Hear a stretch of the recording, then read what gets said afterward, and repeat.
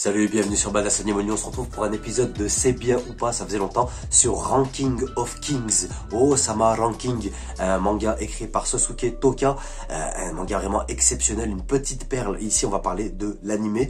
Dans cet anime nous allons suivre les aventures de Bojji, un prince destiné un jour à être roi de son royaume, sauf que ce prince il est tout petit, il a aucune force et en plus le pauvre il est sourd-muet, donc c'est très mal parti et dit comme ça donne pas trop envie, sauf que l'auteur ici réalise un tour de force exceptionnel en nous proposant tout simplement le héros le plus faible de l'histoire des mangas, des shonen. Vraiment on pouvait pas partir de plus bas malgré ces difficultés de scénario, parce que oui c'est des difficultés, l'auteur en faisant ça il se tire une balle dans le pied parce que faut que ça reste cohérent, faut que ça donne envie malgré cette idée un peu folle de départ, et vraiment il va réussir ici quelque chose de super. On va parler tout de suite des choses qui fâchent. Ici, c'est le choix du style de dessin. On peut appeler ça l'animation, le chara design. Je vous préviens, ça peut en rebuter plus d'un. Ça peut même en choquer certains. Ceux qui ont l'habitude de regarder les One Piece, les SNK, les Demon Slayer, Jujutsu Kaisen, tout ça. Donc là, c'est un choc. Mais on s'y fait très rapidement. Et je trouve que même que c'est un bon choix par rapport à cet ovni qu'on nous propose.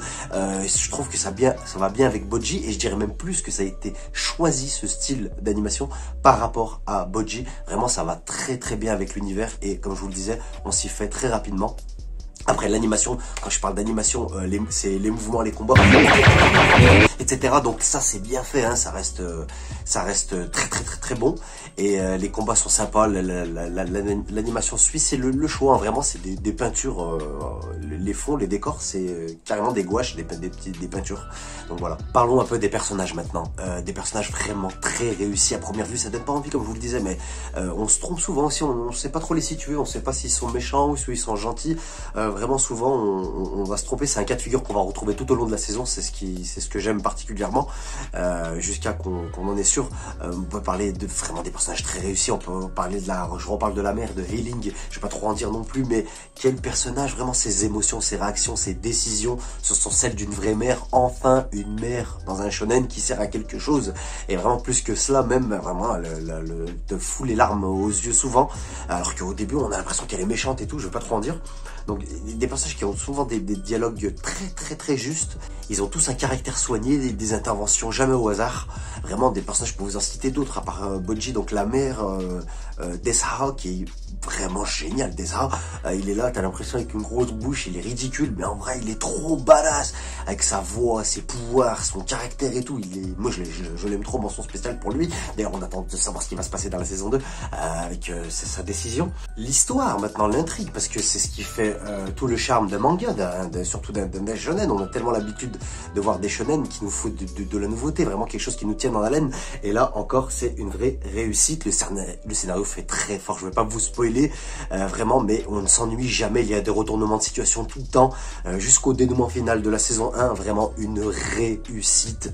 En conclusion, quand je parle de Ranking of Kings, j'ai l'impression d'abuser, d'en faire trop, de le mettre trop dans la hiérarchie, mais je l'ai conseillé à deux proches qui ont vu énormément d'animés et ils ont été vraiment charmés et ravis comme moi. Cet animé est un ovni dans son animation, son histoire, ses personnages. Vraiment ce manga m'a enchanté et j'espère que si vous le regardez il vous plaira aussi. Vraiment j'attends vos commentaires, savoir ce que vous en pensez pour ceux qui l'ont vu ou pour ceux qui le visionneront par rapport à cette vidéo. J'attends vraiment de savoir si comme moi vous avez été touché et enchanté par ce petit garçon vraiment très mignon. Bojji est très attendrissant, vous verrez, c'est difficile de pas être touché, surtout si vous aimez les mangas, vous êtes de nature très émotive, vous savez ce que c'est les émotions, les vraies, parce que les mangas c'est ce qui retranscrit le mieux les émotions, hein. En fait c'est ça qu'on aime dans le manga, et vraiment Ranking of Kings le réussit parfaitement. Voilà, je crois que c'était à peu près tout, je m'emballe encore un petit peu. Et j'ai hâte de découvrir la suite, vraiment la saison 2, surtout que ça finit, ça nous laisse des possibilités immenses. Voilà, encore une fois, je vais pas vous spoiler, mais c'était le c'est bien ou pas de Ranking of Kings, Sama Ranking, et bien sûr que c'est bien, c'est même excellent. J'espère que vous regarderez, vous êtes sur Badass Anime Only, on se retrouve bientôt, à plus, salut et ciao. Badass Anime Only, only.